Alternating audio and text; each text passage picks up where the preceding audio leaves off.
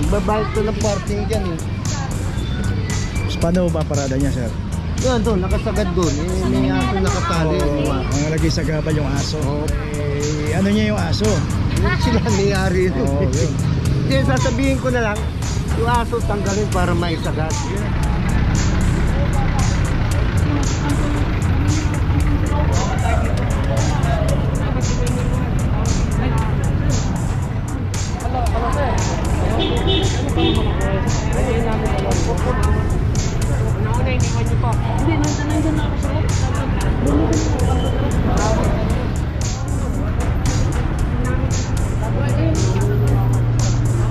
Hindi po rason niya, sir.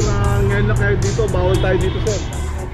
Na kung saan pwede tayo magparada. Ngayon po, 2023 na, sumunod po tayo sa batas trapiko. Huwag po tayo maging pasaway. Yun lang po, salamat.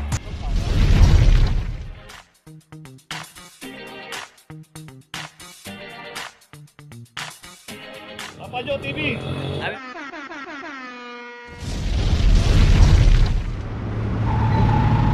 Location natin Blooming Street Extension, corner Marquito Street.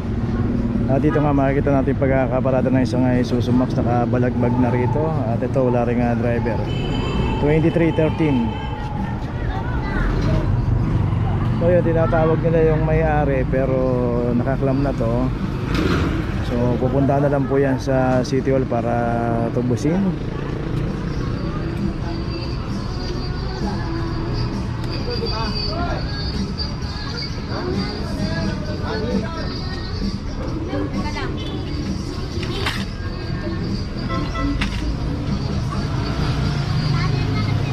Okay, may notice na. Tuloy na po tayo. Dito pa rin tayo, Blooming Street Extension, corner Susan Street.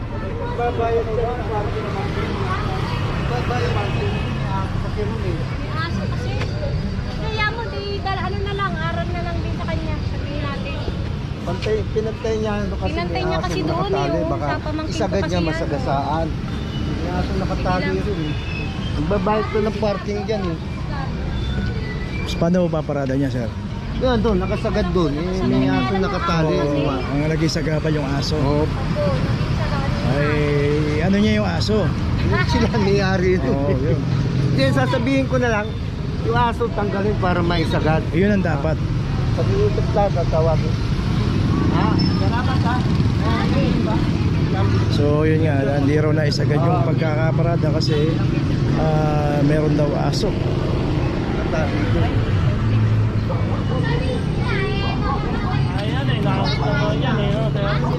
Sigatagin mo nga muna, dali na. Ricardo, pangalan niya, Kuya Alice. Pamangkin mo yan eh.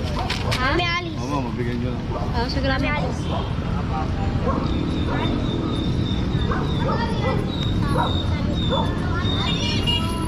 So yung bali dalawa yung naklam dito. Pati yung isang Isuzu Max ay lalagyan lang ng kukumpletuhin lang yung detalye.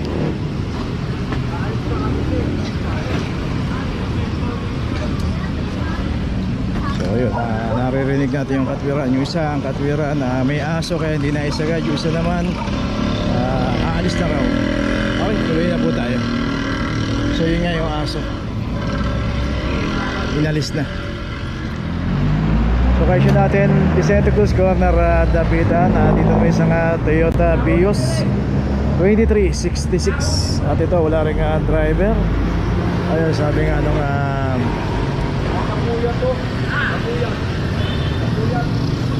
ayun nga raw, sabi nga nahuli rin daw. At ito pag dinadaanan po laging dumarating yung driver. Pero sa pagkakataong ito wala po yung driver nito. At ito meron na rin notice. Okay, tuloy na po tayo. Napuyat daw. Location natin De La Puente Street, corner Honrades. Dito isang Nissan Kicks ang naklam dito 2351. Okay, sa kayo isa pang sasakyan dito ay isang Ertiga.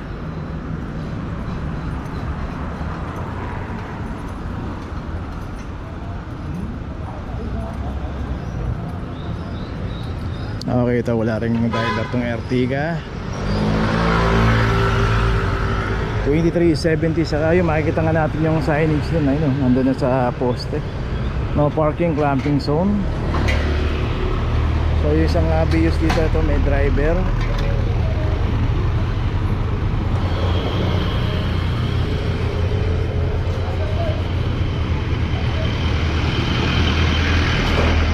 So yung Nissan Kicks ay may notice na. So dito random naman po yung operation pagka sino po yung abutan dito during operation at madadaanan tayo at walang driver yung ating sasakyan. Matik na po yan.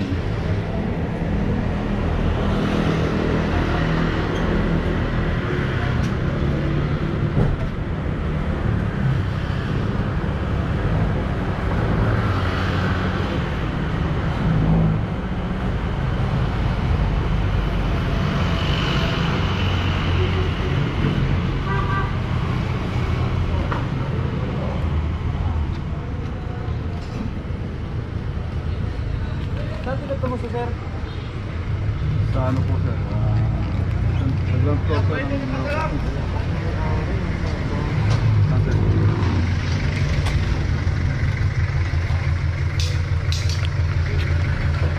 Okay, may notice na, tuloy na po tayo. So dalawang sasakyan na club dito.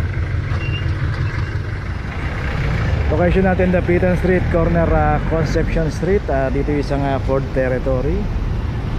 Naka-hazard siya pero wala yung driver dito. From number 002. Dito nga itong Conception Street, pay parking. Susunod yung Navarra Street. Puro pay parking po yan. So kung magtatagal tayo, much better doon na lang natin iparada.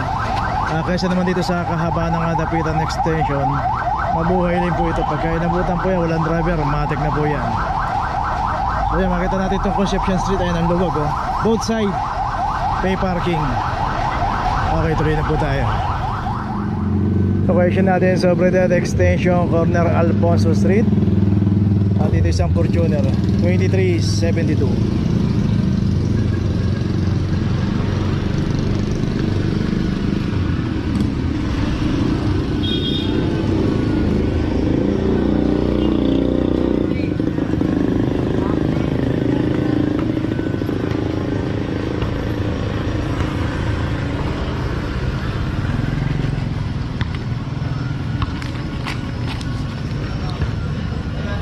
Okay, may notice na itong Fortuner. Tuloy na po tayo. Location natin Loyola Street, corner Algeciras. At dito isang Toyota Vios 2371. At dito nakaparada sa may tapat ng Manila Daycare Center. At ito wala ring driver.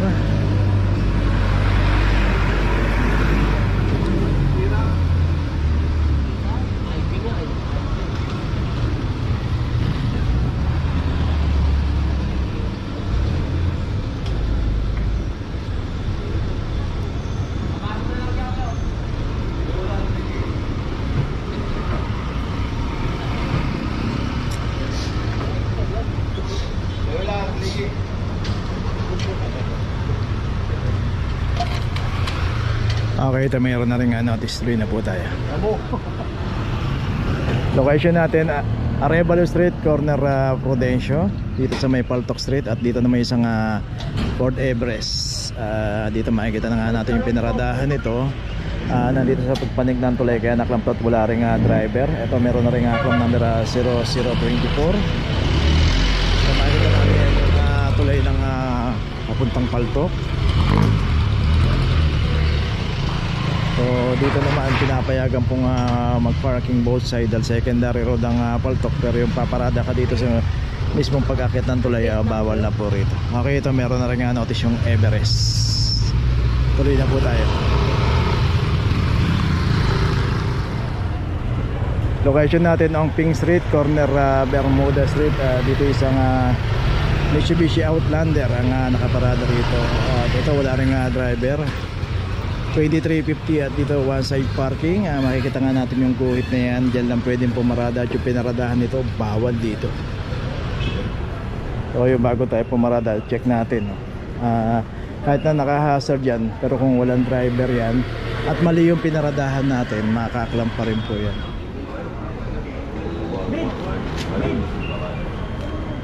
Okay, ito may notice na. So dito may parking attendant sa kaya. Makikita naman natin, no? Bukod tagi siya lang nakaparada rito. Okay, tuloy na po tayo.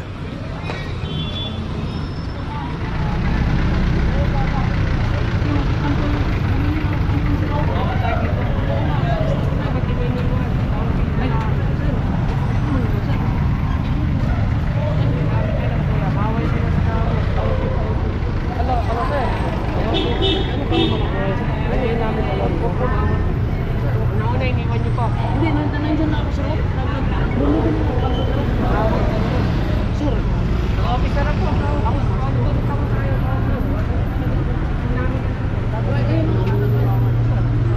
Hindi po rason niya sir, ngayon lang kayo dito, bawal tayo dito sir.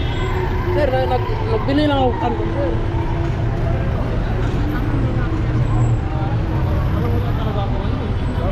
Okay, location natin Muelle del Binondo, corner ng Dasmariñas Street. Yun yung sa kanto. Bawal ka nga dito ba?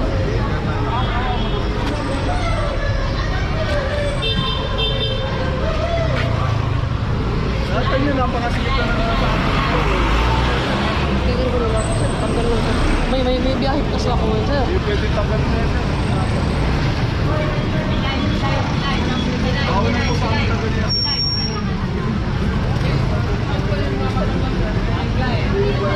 Bago mo tagal yan. Takbo muna.